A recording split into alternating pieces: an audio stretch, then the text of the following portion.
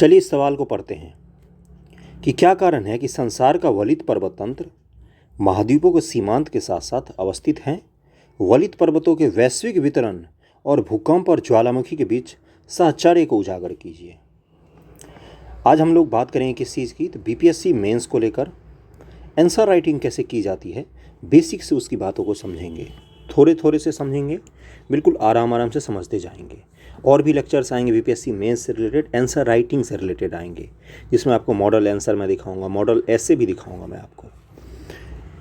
ये सवाल पढ़ा हमने। आज हम लोग शॉर्ट और लॉन्ग दोनों टाइप के आंसर करेंगे।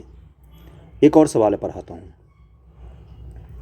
क्या है ये कि संभाव्य जीडीपी को परिभाषित कीजिए तथा उसके निर्धारकों की व्याख्या कीजिए। वे कौन से कारक हैं जो भारत को अपने संभाव्य जीडीपी को साकार करने से रोकते हैं। संभाव्य जीडीपी अगर आपको नहीं पता होगा तो आप नहीं कर सकते इस सवाल को हल। मुख्य रूप से क्या होता है, इस बार आपका शॉर्ट आंसर इंक्लूड किया गया है आपके एग्ज़ाम के पैटर्न में। इससे पहले 8 सवाल आपको मात्र हल करने होते थे GS1 और GS2 में, और ऑप्शनल का अलग से लिखित पेपर होता था। लेकिन इस बार सवालों की संख्या अधिक हो जाएगी। सवालों की संख्या अधिक होने का क्या तात्पर्य होता है? इसका तात्पर्य होता है कि आपसे पूरा सिलेबस कवर किया जाएगा एग्ज़ाम में, तभी आप आंसर्स को लिख सकते हैं। पूरे सिलेबस के किसी भी भाग से आपसे सवाल पूछा जा सकता है। इसलिए ध्यानपूर्वक मेंस आंसर राइटिंग जो होता है, कोई भी PCS अधिकारी बने या कोई भी IAS अधिकारी बने, उसके पीछे एक ही मात्र रीज़न होता है, वो होता है मेंस की आंसर राइटिंग की स्किल कितनी बेहतरीन है उसकी। आंसर राइटिंग के कारण ही कोई अधिकारी बनता है। प्री के मार्क्स नहीं जुटते हैं, मेंस के मार्क्स जुटते हैं। प्री सिलेक्शन होता है आपका मेंस देने के लिए। अब मेंस जो होता है वो रैंक डिसाइड करने के लिए आपका ज़रूरी होता है। तो इसलिए आंसर राइटिंग को सटीक और बिल्कुल धारदार होना चाहिए, जिससे जो पूछा गया है उससे ज़्यादा भी नहीं लिखना है हमें, और जो पूछा गया है उसको छोड़ना भी नहीं है। यही होता है आंसर राइटिंग का मूल सिद्धांत। मैं बेसिक से आपको समझाऊंगा। लेकिन आंसर राइटिंग के लिए सबसे मुख्य चीज़ क्या होता है? पहला होता है कि आपके पास कंटेंट होना चाहिए। कंटेंट नहीं होगा तो कलम नहीं चलता है आपका। ओके, तो आप सभी का स्वागत है study for UPSC PCS channel पर नए तो सब्सक्राइब जरूर कर लीजिए। वीडियो को शेयर कीजिएगा, क्योंकि बातें बहुत सारे टीचर्स करते हैं। आंसर राइटिंग की वास्तविकता में प्रैक्टिस मैं ही केवल करवाता हूँ। ग्रुप भी है आंसर राइटिंग का, जहाँ पर आप आंसर लिख के भेज सकते हैं, मैं चेक कर सकता हूँ। 1 दिन लगे 2 दिन लगे, मैं चेक करके ज़रूर बता देता हूँ, भले ही समय लग जाए। ओके, और एक बड़ा लेंदी क्वेश्चन भी मैं दिखाऊंगा कि लेंदी क्वेश्चन जब पूछा जाता है तो उसको किस प्रकार से हल किया जाता है, और पूरा दिखाऊंगा, पूरा पढ़ाऊंगा। इसका PDF भी आपको टेलीग्राम चैनल पर मिल जाएगा। ओके, तो BPSC मेंस की अगर हम लोग बात करें तो इस बार GS1 होगा, GS2 होगा, उसके बाद से निबंध का आपका पेपर होगा। 300 नंबर का ये तीनों पेपर होगा। कुल 900 नंबर का आपका मेंस एग्ज़ाम होगा, जिसमें निबंध का पेपर गेम चेंजर होगा, क्योंकि इसमें 3 सवाल हल करने होंगे 100 मार्क्स के। 3 निबंध लिखना 3 घंटे बहुत ही मुश्किल काम होता है, आसान काम नहीं होता है। वो भी निबंध में सटीक लिखना होता है। आप अगर विषय से अंतर जाएंगे, विषय अंतर जिसको कहा जाता है, तो आपके मार्क्स डिडक्ट होने लग जाते हैं, कटने लग जाते हैं। इसलिए निबंध की प्रैक्टिस, GS1 की प्रैक्टिस, GS2 की प्रैक्टिस अभी से ही कीजिए।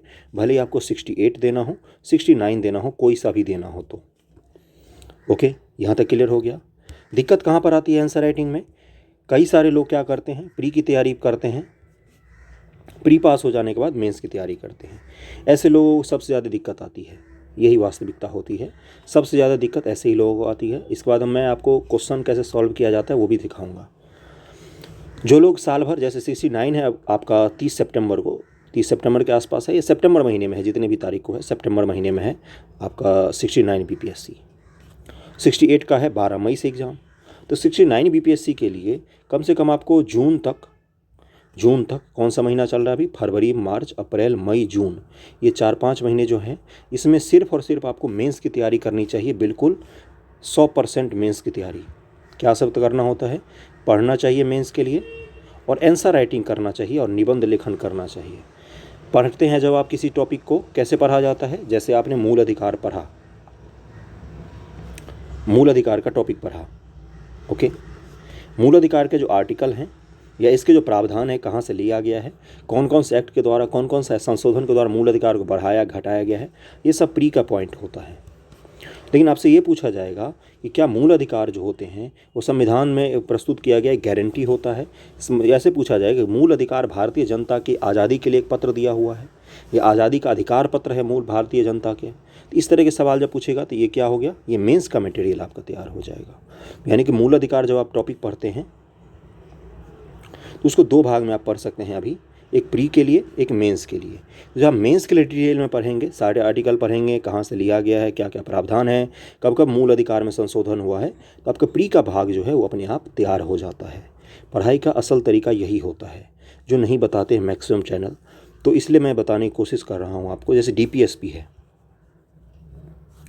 डीपीएसपी के बारे में मेंस में क्या सवाल पूछा जाता है, ऊपर आएगा सवाल मैं दिखाऊंगा कि ये मात्र एक घोषणा मात्र है जो संविधान में बस लिख दिया गया है। क्या यह पूछेगा कि डीपीएसपी जो होता है ये मूल अधिकार से ज़्यादा मायने रखता है, या फिर ये पूछेगा कि मूल अधिकार जो होता है ये डीपीएसपी, जिसको नीति निषेध तत्व कहा जाता है बंधुओं, 36 आर्टिकल से लेकर 51 तक दिया हुआ है, ये पूछा जाएगा कि वो मूल अधिकार से ज़्यादा मायने रखते हैं, या ये पूछा जाएगा कि डीपीएसपी मूल अधिकार से ज़्यादा मायने रखते हैं, मूल अधिकार डीपीएसपी से ज़्यादा मायने, या पूछा जाएगा ये मात्र एक घोषणा मात्र है, इसका कोई वास्तविक में काम नहीं है। इस तरह के सवाल जो आपसे पूछा जाएगा तो मेंस के लिए पूछा जाएगा। लेकिन प्री के लिए आपको क्या पढ़ना होगा, डीपीएसपी कौन कौन से लागू किए गए हैं आज तक, कौन कौन से डीपीएसपी को लागू किया गया है, कौन कौन से डीपीएसपी को लागू किया जाना चाहिए, कौन कौन से संशोधन के द्वारा लागू किया गया, और क्या डीपीएसपी को राज्य सरकार ने भी लागू किया है, बिहार सरकार ने डीपीएसपी के कौन कौन से प्रावधानों को लागू किया है, क्या डीपीएसपी संविधान में रहना चाहिए या हटा देना चाहिए, क्या एक घोषणा मात्र है। ये सब चीज़ें जब आप लिखेंगे तो आप क्या यूज करेंगे उसको लिखने में, आप इससे जुड़े हुए फैक्ट्स को यूज करते हैं। जब आप फैक्ट्स को यूज करते हैं तो क्या होता है, वो प्री के लिए आपका ऑटोमेटिक तैयार होता जाता है, और फिर आप जब मेंस की आंसर राइटिंग करते हैं तो उसको जब आप रिवाइज करेंगे तो आपका प्री में मदद करेगा। समझ में आ गया बात। जैसे मैं बताता हूँ एक और एग्जाम्पल लेकर, जैसे 1857 का विद्रोह आपने पढ़ा मेंस के लिए, मेंस के लिए भी मैं बोल रहा हूँ पढ़ने को, मेंस के लिए पढ़ना है आपको। क्या पढ़ा आपने, कारण, विद्रोह का विस्तार कहाँ कहाँ पर था, देखेंगे दिल्ली है, दिल्ली से फिर लखनऊ है, कानपुर है, इलाहाबाद है, बिहार के किस क्षेत्र में कहाँ पर हुआ, शाहबाद जिले में कब शुरू हुआ, पटना में कब शुरू हुआ, दानापुर में कब विद्रोह हुआ, ये सब जब आप पढ़ेंगे, ये सारा पढ़ेंगे आंसर राइटिंग करने के लिए। परिणाम क्या हुआ इसका, कौन सा सैन्य जर्नल कहाँ पर विद्रोह को शांत कर रहा था, कौन सा सैन्य अधिकारी था, कौन सा विद्रोही कहाँ पर लड़ रहे थे, कौन से क्रांतिकारी कहाँ पर लड़ रहे थे, ये सारा डिटेल जब आप मेंस के लिए अभी आप आंसर राइटिंग में यूज़ करोगे, ढंग से टॉपिक को पढ़ के 1857 से रिलेटेड 3-4 सवाल को लिखोगे तो उसमें ढेर सारे आप फैक्ट यूज करोगे। उस फैक्ट को जब आप रिवाइज करोगे तो किस चीज़ के लिए वो तैयार हो जाएगा, वो तैयार हो जाएगा आपका प्री एग्जाम के लिए। यानी कि हाइब्रिड मोड पर पढ़ना होता है बंधुओं। एक किसी एग्ज़ाम को लेकर नहीं पढ़ते हैं लोग कि साल भर प्री के लिए पढ़ा, अब 3 महीने मेंस के लिए पढ़ेंगे और आप अधिकारी बन जाएंगे। ये स्वप्न होता है, ऐसा कोई स्वप्न कभी पूरा नहीं होता है। हमेशा सच बोलना चाहिए, इसीलिए मैं कह रहा हूँ। एक और एग्जांपल मैं दे देता हूँ जिससे आपको क्लियर हो जाए। जैसे संथाल विद्रोह बीपीएससी के मेंस के लिए सबसे इंपॉर्टेंट टॉपिक में से एक है, या फिर जो भारत छोड़ो आंदोलन था, ये भी एक इम्पॉर्टेंट टॉपिक है। संथाल विद्रोह के लिए आप क्या करोगे, आप बिहार का एक मैप बनाओगे, संयुक्त बिहार का, उसमें दिखाओगे बिहार के किन इलाकों में संथाल विद्रोह हुआ था, भागलपुर के इलाका में हुआ था, राजमहल के पहाड़ी क्षेत्र के इलाकों में हुआ था। उसके बाद बताओगे सिद्धू कानू चांद भैरव लोग थे इसमें सक्रिय, या फिर बताओगे कौन सा जनरल था जिसने इस विद्रोह को दबाया था, विद्रोह को दबाने के बाद कौन से नियम पारित किए गए थे, कौन सा अधिनियम बनाया गया था। ये सब चीज़ें आप क्या किस में यूज़ करोगे, आंसर राइटिंग में। पढ़ के बुक से देख के ही सही, पहली बार आंसर राइटिंग देख के ही किया जाता है। आंसर राइटिंग में जब आप यूज करोगे, जब आप इसको रिवाइज करोगे तो वो किस चीज़ के लिए तैयार हो जाएगा, आपका पीटी एग्जाम के लिए, प्री एग्जाम के लिए तैयार हो जाएगा आपका। यानी कि जब आपने मेंस का आंसर राइटिंग ढंग से किया, मेंस के लिए जब आपने टॉपिक ढंग से पढ़ा तो आपका प्री एग्जाम के लिए तैयार हो गया। जैसे आईआर का कोई सेक्शन या कोई योजना ले लो, जैसे भारत सरकार की कोई योजना आई है, मान लो अभी जैसे गंगा उद्वह योजना आई है, नीतीश गवर्नमेंट की, नीतीश सरकार की है। जब आप इसको डिटेल में पढ़ोगे कि क्या इसका कारण क्या था लाने का, इसका परिणाम क्या होगा, परिणाम में क्या क्या परिणाम हो सकते हैं, सामाजिक परिणाम क्या होगा, आर्थिक परिणाम क्या होगा, और पर्यावरण पर क्या इफेक्ट पड़ता है, तो जो आप इसको लिखोगे तो ये आपका प्री के लिए भी तैयार हो जाएगा और मेंस के लिए भी तैयार हो जाएगा। क्योंकि फैक्ट लिखोगे कि यहाँ से शुरू किया गया है, यहाँ तक इतने लंबा पाइप बिछाया गया है, इतना लीटर पानी मिलेगा, इन जिलों को मिलेगा, तो ये प्री और मेंस दोनों के लिए आपका तैयार हो जाएगा। इसी ढंग से पढ़ाई की जाती है, पढ़ाई करने का ढंग यही होता है। ऐसा नहीं होता है कि क्राउन ले लिया, स्पेक्ट्रम ले लिया, फलाना ले लिया, ठिकाना ले लिया, बैठ कर रट्टा मार रहे हैं, पढ़ रहे हैं, आंसर राइटिंग कर नहीं रहे और आपका तैयार हो जाए, तो वो तैयार नहीं हो पाता है वास्तविकता में। ये थोड़ा सा टाइम टेकिंग प्रोसेस ज़रूर होता है। जैसे 1857 का विद्रोह जब आप पढ़ेंगे तो हो सकता है आपको 2 घंटे पढ़ने में लग जाए पहली बार, है ना। 4 घंटे आंसर राइटिंग में लग जाए, 4 2 6 घंटे मान लो एक टॉपिक पर लग गया आपका, लेकिन एक इस टॉपिक में आपका प्री भी तैयार हो गया और मेंस भी तैयार हो गया, और गारंटेड आते हैं 1857 के एग्जाम, 1857 के विद्रोह से एग्जाम में सवाल, प्री हो मेंस हो हर बार आते, इस बार ही नहीं आया था केवल, लेकिन सबसे इंपॉर्टेंट टॉपिक में से एक है ये, है ना। तो इस तरह के सवालों को आपको तैयार करना पड़ेगा, इसी प्रोसेस पर आपको पढ़ना पड़ेगा। जैसे आप बुक खोलिए, जो मैंने बुक बता दिया था एनसीईआरटी का बताया था कि एनसीईआरटी पढ़िए। जैसे पहला चैप्टर आपने पढ़ा उसमें अक्षांश देशांतर, छठा का एनसीईआरटी का चैप्टर है अक्षांश देशांतर। अक्षांश देशांतर जब आप पढ़ेंगे तो क्या होता है कि समान अक्षांश केंद्रीय दूरी, पृथ्वी के केंद्र से केंद्रीय दूरी पर खींचा गया लाइन जो होता है वो एक अक्षांश होता है, और दो समान अक्षांश को मिलाने वाली रेखा को क्या कहा जाता है, अक्षांश रेखा कहा जाता है, दो समान अक्षांश को मिलाने वाली रेखा को, है ना। क्लियर हो गया। आप देखेंगे कि अक्षांश रेखा ये मान लो 23.5 डिग्री है, कर्क रेखा है ये 23.5 डिग्री साउथ है, यानी कि मकर रेखा है। अब आप क्या देखोगे कि कर्क और मकर रेखा पर कौन कौन से देश बिलोंग करते हैं, कौन कौन से कॉन्टिनेंट से गुजरता है, कौन कौन से सागर से ये गुजरता है, विषुवत कौन कौन से जगह से गुजरता है 0 डिग्री, कर्क रेखा कहाँ कहाँ से गुजरता है, भारत के किन किन राज्यों से गुजरता है, किस तरह की दूरी होती है, कर्क रेखा क्या अक्षांशों के बीच में दूरी हमेशा समान रहती है, क्या देशांतर के बीच में दूरी हमेशा समान रहती है। तो ये चीज़ें जब आप देखोगे तो क्या तैयार हो रहा है, आपका प्री भी तैयार हो रहा है और मेंस भी तैयार हो रहा है। इसी हिसाब से पढ़ा जाता है। जो लोग पास करते, जो लोग क्रैक करते एग्ज़ाम को, उनसे पूछे जाकर उनका नोट्स जो होता है ना वो बहुत ही कॉम्पैक्ट फॉर्म में इतना अच्छा होता है कि उसको रिवाइज करने से उनका पूरा सिलेबस रिवाइज हो जाता है। एक ढंग का अगर आप आंसर रिवाइज करते हो जो आपने खुद से लिखा है तो आपका प्री का पूरा उस टॉपिक का रिवीजन हो जाता है। जैसे आईआर के टॉपिक की अगर हम बात करें, आईआर के टॉपिक की बात करें, G20 सम्मेलन होने वाला है। आप क्या देखेंगे कि भारत में कहाँ कहाँ पर G20 का कौन कौन सा सम्मेलन हो रहा है वर्तमान में। कोई यूपी में हो रहा है, कोई तेलंगाना में हो रहा है, कोई बेंगलोर में हो रहा है, कोई उदयपुर में शुरुआत हुई थी, और कौन कौन से देश इसके सदस्य हैं, कौन कौन से महाद्वीप के देश सदस्य हैं, एशिया के कितने सदस्य हैं, अफ्रीका के कितने सदस्य हैं, अमेरिका के कितने सदस्य हैं, उत्तरी अमेरिका के, दक्षिण अमेरिका का कोई सदस्य है कि नहीं, यूरोप के कितने सदस्य शामिल हैं G20 में। ये क्या हो गया, G20 का आपने समग्र अध्ययन कर लिया। वर्ल्ड की जीडीपी में G20 का कितना हिस्सा है, वर्ल्ड के पॉपुलेशन में G20 का कितना हिस्सा है, भारत कब इसका सदस्य बना, किस तरह से ये काम करता है, क्या इसका कोई मुख्यालय भी होता है कि नहीं होता है, क्या ये केवल अनौपचारिक एक संगठन है, इसका कोई मुख्यालय नहीं होता। तो इस तरह से जब चीज़ें आप पढ़ोगे तो आपका प्री का फैक्ट भी तैयार हो रहा है और मेंस का फैक्ट भी तैयार हो रहा है। उम्मीद करता हूँ आप लोगों को समझ में आ रहा होगा मैं क्या समझाने की कोशिश कर रहा हूँ, किस ट्रैक पर ले जाने की कोशिश कर रहा हूँ।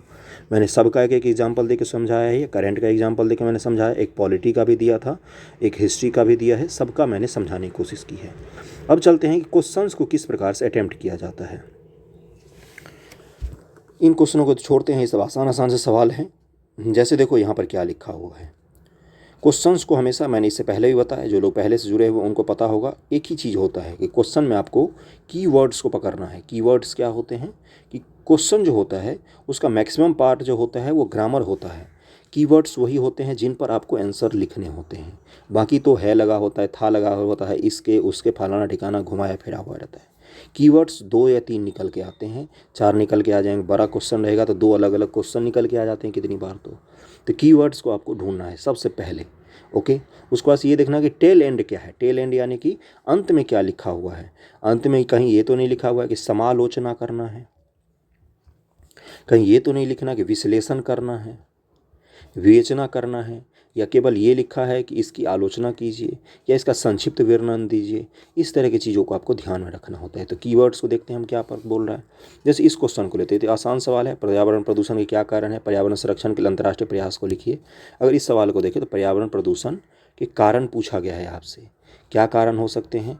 इसका कारण हो सकता है कि जनसंख्या में वृद्धि हो सकता है, निर्वनीकरण हो सकता है, बहुत ज़्यादा लाइफ स्टाइल के कारण भी प्रॉब्लम होती है, बहुत ज़्यादा गाड़ियों के कारण प्रॉब्लम होती है, प्राकृतिक कारण भी हो सकते हैं, मानव निर्मित कारण हो सकते हैं बहुत सारे। तो आप कारणों को लिखेंगे सबसे पहले, जो भी आपको इच्छा हो कि कौन कौन से कारण होते हैं। एक कारण एक पॉइंट लिख पा रहे हैं तो वही लिखिए, लेकिन लिखिए ज़रूर पहली बार। सबसे पहले कलम चलाना ज़रूरी होता है, नो मैटर कि कलम आपने कितना देर चलाया नहीं चलाया, कई सारे लोगों का वही नहीं चलता है। फिर पर्यावरण संरक्षण के लिए देखिए क्या बोल रहा है, संरक्षण यानी कि इसको बचाने के लिए अंतर्राष्ट्रीय प्रयास कौन कौन से किए जा रहे हैं। भारत का प्रयास नहीं लिखना है, अंतर्राष्ट्रीय स्तर पर, जैसे कॉप की बात की जाती है, IUCN की बात की जाती है, यूएनईपी की बात कर सकते हैं, यूनाइटेड नेशन एनवायरनमेंट प्रोग्राम कौन कौन सा चल रहा है। उसके बाद से यूएनसीबीडी की बात कर सकते हैं आप लोग, डेजर्टिफिकेशन वाला बात कर सकते हैं। इन सब चीज़ों को क्या कहते हैं, ये सब अंतर्राष्ट्रीय प्रयास किया जा रहा है। स्टॉकहोम कॉन्फ्रेंस से शुरू करके पृथ्वी सम्मेलन 1992 रियो डी जेनेरियो में जो हुआ, या कॉप जो अभी 27 हुआ है हाल ही फिलहाल में, वहाँ तक आप बात खींच के ला सकते हैं। ओजोन संरक्षण के लिए क्या किया जा रहा है, समुद्र का लेवल बढ़ेगा उसके लिए क्या किया जा रहा है, 2021 तक हमें 2021 बोल रहा हूँ 2100 ईस्वी तक हमें पृथ्वी के तापमान को बढ़ने से रोकना है ना। तो ये सब क्या है, ये सब अंतर्राष्ट्रीय प्रयास किए जा रहे हैं। ओजोन लेयर जो ख़त्म हो रहा था उसके लिए हमने CFC पर कंट्रोल लगाने की घोषणा की। फिर मॉन्ट्रियल प्रोटोकॉल आता है, कार्टेजेना प्रोटोकॉल आता है, अलग अलग प्रोटोकॉल्स भरे पड़े हैं। ये सब क्या है, ये सब अंतर्राष्ट्रीय प्रयास हैं। तो इनको आपको लिखना पड़ेगा, और ये लॉन्ग फॉर्म का आंसर है, तो यानी कि डिटेल में भर के आपको पहले 5 पेज लिखना होता था। 5 नंबर का कोई सवाल अगर आपसे मेंस में पूछा जाए तो उसको आधा पेज में लिखिए मात्र, क्योंकि पेज कम पड़ रहा था इस बार ऑप्शनल में। और अगर आपसे 10 नंबर का सवाल पूछा है या 12.5 नंबर का, तो 1 पेज में लिख के उसको समाप्त करने की कोशिश कीजिए, नहीं तो पेज आपके कम पड़ जाएंगे एग्जाम में। बहुत सारा ये प्रॉब्लम आया था इस बार। इस सवाल को देखते हैं आप, क्या लिखा हुआ है, वैश्वीकरण अंग्रेजी में ग्लोबलाइजेशन का भारत की सामाजिक, राजनीतिक और आर्थिक व्यवस्था पर क्या प्रभाव पड़ा। भारत की इकोनॉमी, भारत की राजनीति, भारत की सामाजिक, इस पर ग्लोबलाइजेशन का क्या प्रभाव पड़ा है। ग्लोबलाइजेशन क्या होता है, भारत की इकोनॉमी को, भारत की सोसाइटी को, भारत के राजनीति को वर्ल्ड राजनीति, वर्ल्ड सोसाइटी और वर्ल्ड इकोनॉमी से जोड़ देना, यही होता है ग्लोबलाइजेशन। 1991 में हमने नीतिगत रूप से जब सुधार किया, तब हमने ग्लोबलाइजेशन, लिबरलाइजेशन और प्राइवेटाइजेशन को अपनाया था, जिसको LPG कहा जाता है। उसी में ग्लोबलाइजेशन के बारे में पूछा गया है। ये NCERT में पूरा डिटेल में दिया हुआ है। जब आप देखेंगे कि आर्थिक सुधार वाले चैप्टर में जाएंगे, मैंने NCERT बुक में दिखाया भी था, तो वहाँ पर आपको ये डिटेल में मिल जाएगा। सामाजिक प्रभाव में क्या कह सकते हैं कि महिलाओं की जो स्वतंत्रता है, इस पर जोर बढ़ा है। महिलाएं जॉब करने लग गई हैं, रूढ़िवादिता कम हुई है, अंतर्जातीय विवाह बढ़ा है। उसके बाद से जो नए नए जो टर्मिनोलॉजी आजकल घूमते हैं, जैसे LGBTQ के बारे में बात किया जाता है, तो ये सब हमारी सामाजिक व्यवस्था में पहले से शामिल नहीं था, अब जाके मॉडर्न उदार समय के रूप से शामिल हुआ है। जैसे कपड़ों को लेकर उदारता आई है, सोच को लेकर उदारता आई है, ये सब क्या है, सामाजिक प्रभाव है। अब सामाजिक में सकारात्मक प्रभाव भी हो सकता है, नकारात्मक प्रभाव भी हो सकता है। नकारात्मक प्रभाव में क्या हो सकता है, परिवार नाम की संस्था थी पहले भारत में, जो धीरे धीरे समाप्त होते जा रही है।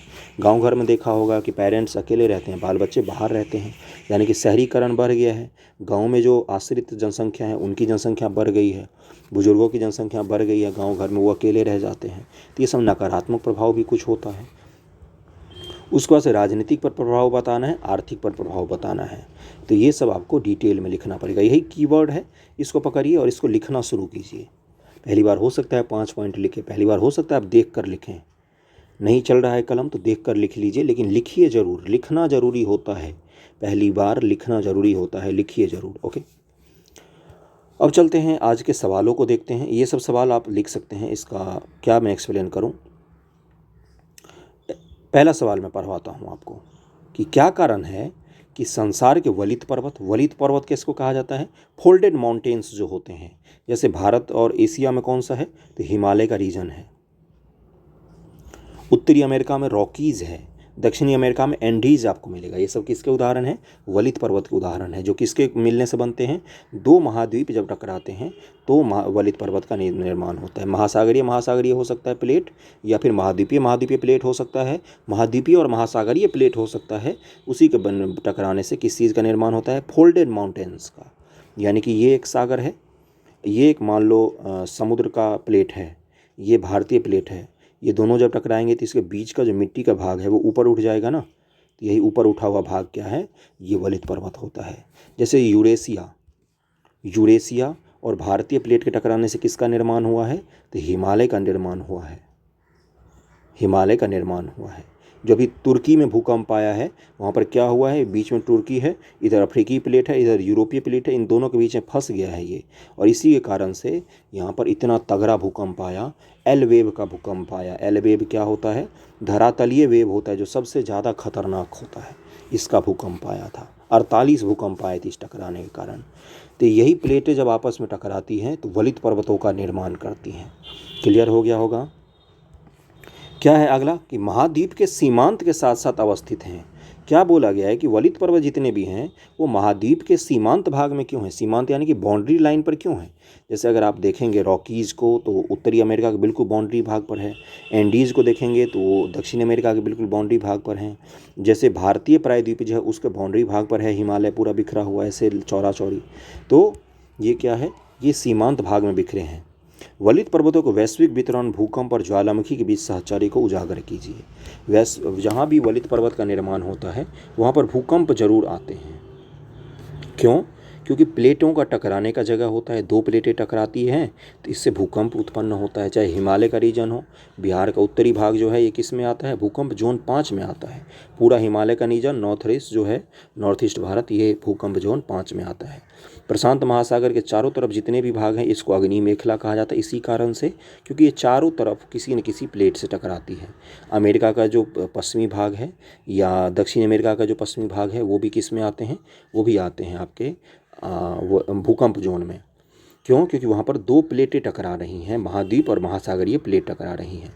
प्रशांत महासागर के चारों तरफ के भाग को क्या कहा जाता है, अग्नि मेखला इसीलिए कहा जाता है क्योंकि चारों तरफ खूब सारे ज्वालामुखी आपको देखने को मिलते हैं, क्योंकि प्रशांत महासागर चारों तरफ टकराती रहती है प्लेट उसका। अब लिखते कैसे हैं। वलित पर्वत का निर्माण दो प्लेटों के आपस में टकराने से होता है, इतना तो आपको ही पता होगा। इसमें से एक प्लेट में वलन का निर्माण होता है, वलन यानी कि फोल्ड बनता है, जिसे वलित पर्वत कहा जाता है। क्योंकि दो प्लेट के टकराने से इनका निर्माण होता है इसलिए ये अधिकांशतः महाद्वीप के कागार पर अवस्थित होते हैं। जहाँ पर एक प्लेट खत्म हो रहा होगा वहीं पर तो आगे दूसरा प्लेट टकराएगा ना, जिधर से भी टकराए, तो वहीं पर इसीलिए कागार पर स्थित होते हैं और निर्माण होता है किसी भी वलित पर्वत का। उदाहरण Himalayas, Rockies, Andes, Ural, Alps इत्यादि। और जो आपका अरावली श्रेणी है जो राजस्थान में, ये दुनिया के सबसे पुरानी वलित पर्वतों के उदाहरण में से एक है। ओके, वलित पर्वतों का निर्माण कैसे होता है, जब महाद्वीप टकराते हैं, और हिमालय पर्वत का निर्माण इसी से हुआ है। महाद्वीप और महासागरीय टकराते हैं, रॉकीज एंडीज पर्वत का निर्माण हुआ है। महासागरीय टकराते हैं तो जापानी द्वीप चाप का जो निर्माण हुआ है वो महासागर टकराने से निर्माण हुआ है। महाद्वीपीय संचलन का मैंने फोटो दिखा दिया, देखो ये एरो दिखा दिया कि ये यूरेशियाई प्लेट है, ये भारतीय प्लेट है। अभी सारी बल लगा है दोनों में, दोनों टकराए हैं तो हिमालय का निर्माण हुआ है। इसके लिए आपको पढ़ना पड़ेगा। अगला क्या लिखा हमने कि दो महाद्वीपों को टक्कर के दौरान तुलनात्मक रूप से तीव्र गति से संचालित भारतीय प्लेट का निक्षेप यूरोपीय प्लेट के नीचे हो गया तथा घर्षण से भूकंप की उत्पत्ति होती है, परंतु ज्वालामुखी का अभाव रहता है हिमालय के क्षेत्र में, क्योंकि इतना ज़्यादा गहराई में है कि यहाँ पर ज्वालामुखी का अभाव रहता है महाद्वीप के टकराने से। अब महासागरीय और महाद्वीप जहाँ पर टकराते हैं वहाँ पर ज्वालामुखी खूब सारे आते हैं। इसी प्रकार से मैंने महासागरीय का पूरा लिख दिया। फिर मैंने महाद्वीप और महासागरीय प्लेट का फोटो बना के वर्णन किया है। ज्योग्राफी में या किसी भी आंसर में जहाँ पर भी ज़रूरत हो मैप बनाइए, उसका फ़ोटो बना सकते हैं तो बनाइए, ग्राफ बना सकते हैं अगर ज़रूरत है तो बनाइए। इकोनॉमिक्स वाले सवालों में ग्राफों की खूब ज़रूरत होती है, इन चीज़ों का यूज़ कीजिएगा, आंसर में आपको मार्क्स ज़्यादा मिलते हैं इनसे। अब एक संभाव्य जीडीपी का मतलब क्या होता है कि हमारी क्षमता तो है 100 रुपये कमाने की, लेकिन हम कमा रहे हैं 50 रुपये ही। हम 100 रुपये क्यों नहीं कमा रहे हैं, क्या दिक्कत आ रही है कि हम 100 रुपये नहीं कमा पा रहे, जबकि हमारी क्षमता तो है 100 रुपये कमाने की। भारत का प्रोडक्शन है 100 रुपये करने का, लेकिन हम कर रहे हैं 50 रुपये का। तो इसी को क्या कहा जाता है कि संभावित जीडीपी तो है 100 रुपये का, लेकिन हम कमा ही रहे हैं 85 रुपये। तो इसलिए क्यों ऐसा हो रहा है, कौन सी दिक्कत आ रही है जिसके कारण हम 85 रुपये कमा पा रहे हैं, 100 रुपये नहीं कमा पा रहे हैं। ओके, संभावित जीडीपी को परिभाषित कीजिए तथा उसके निर्धारकों की व्याख्या कीजिए। कौन से ऐसे कारण हैं जो संभावित जीडीपी को निर्धारित करते हैं, शॉर्ट आंसर है ये। वे कौन से कारक हैं जो भारत को अपने संभावित जीडीपी को साकार करने से रोकते हैं। संभावित जीडीपी से आशय है कि अगर कोई देश अपने उपलब्ध सभी उत्पादन कारकों को पूरी तरह सुनियोजित तरीके से चलाए तो कितना उत्पादन कर सकता है। अगर सब कुछ भारत में 100% परफेक्ट चलेगा तब जो हम प्रोडक्शन करेंगे वही क्या होता है, हमारा संभाव्य जीडीपी। हिंदी देखकर घबराइएगा मत, क्योंकि एग्जाम में आपको ऐसे ही हिंदी देखने को मिलेगा। तथा इन उत्पादित वस्तुओं और सेवाओं के अंतिम मूल्य को संभाव्य जीडीपी कहा जाता है। कोई दिक्कत यहाँ तक नहीं आई होगी। संभावित जीडीपी के कारक कौन कौन से होते हैं, कारक का मतलब क्या होता है, कौन कौन सी चीज़ें उसको इफेक्ट करती हैं। मानव संसाधन का दक्षतापूर्वक उपयोग, जितने भी लोग हैं सब स्किल्ड हो जाएं, पूरे भारत के लोग सब काम करने में बिल्कुल पारंगत हो जाएं, तब वो जो प्रोडक्शन करेंगे, तब वो कोई चीज़ बनाएंगे तो वो क्या होगा, वो होगा दक्षतापूर्वक काम करना। परिवहन प्रणाली सर्वोत्तम गुणों वाली होनी चाहिए। लॉजिस्टिक पर खर्च हमेशा कम होना चाहिए। राजनीतिक इच्छा शक्ति और स्थिरता भी होना, ऐसा नहीं होना चाहिए पाकिस्तान जैसे कि हर 6 महीने पर प्रधानमंत्री बदल जा रहा है, तो उससे इकोनॉमिक एक्टिविटी पर प्रभाव पड़ता है। कानून व्यवस्था में उचित आर्थिक नीति होनी चाहिए।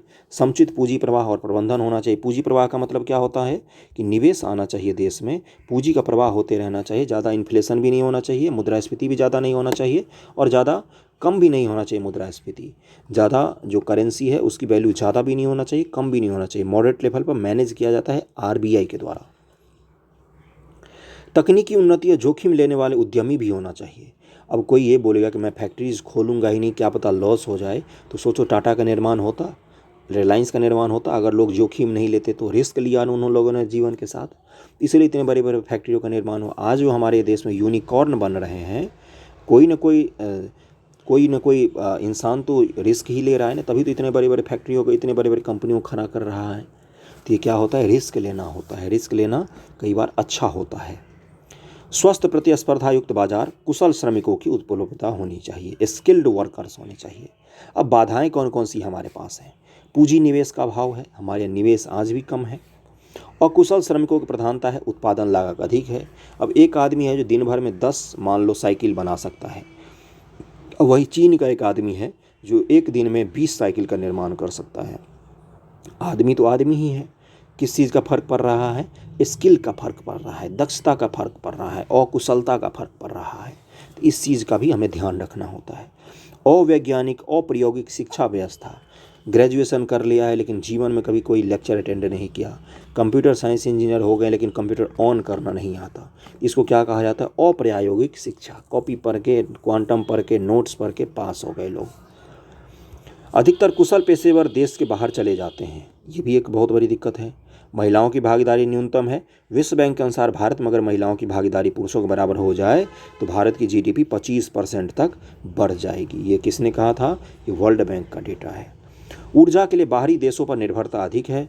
तकनीकी क्षेत्र में शोध अनुसंधान का चलन कम है अभी भी। कृषि पर अधिक जनसंख्या की निर्भरता है, जिससे गरीबी और असमानता को बल मिलता है। कृषि का परसेंटेज मात्र 15% के आसपास है भारत की जीडीपी में, जबकि देश के 50% लोगों को रोजगार कृषि में मिलता है, यानी कि अकुशल रोजगार मिलता है। गरीबी है अधिक कृषि में अभी भी। उप उत्पादों और मूल्य वृद्धि की व्यवस्था का कमजोर होना, बड़े बैंकों की कमी है, उचित परिवहन प्रणाली का विकास करना अभी बाकी। ये सब क्या है? इन सब चीज़ों के कारण भारत की संभावित जीडीपी जो है, भारत का जो क्षमता है 100%, 100 रुपया कमाने की, वो 100 रुपया नहीं कमा के भारत 50 रुपया ही कमा पा रहा है। ये दो मैंने आंसर दिखाए हैं, एक छोटा ही आंसर है ये, इसको आप और छोटा कर सकते हैं। अगर 5 नंबर पूछता है, 10 नंबर पूछता है, तो एक पेज में इसको आप समेट सकते हैं। ये बड़ा आंसर है, इसको हम नेक्स्ट डे करेंगे। आधा घंटा का वीडियो हो गया है। वीडियो कैसा लगा है ये ज़रूर बताइएगा, मदद तो ज़रूर मिला होगा आपको। पसंद आया तो वीडियो को लाइक कीजिएगा और आंसर राइटिंग करने की कोशिश कीजिए। इंस्टाग्राम आईडी दिया हुआ रहता है डिस्क्रिप्शन में, वहाँ पर आप मैसेज कर सकते हैं। कोई दिक्कत आती है आंसर राइटिंग में तो ग्रुप में आंसर भेज सकते हैं। टेलीग्राम ग्रुप पर आपको इसका PDF मिल जाएगा। ओके, जैसा भी लगा हो वीडियो ज़रूर बताइएगा। इसको कंटिन्यू करेंगे हम लोग, आने वाले समय में और भी वीडियो जाएंगे। चैनल को सब्सक्राइब कीजिए, वीडियो को शेयर कर दीजिए। थैंक यू सो मच आप सभी का।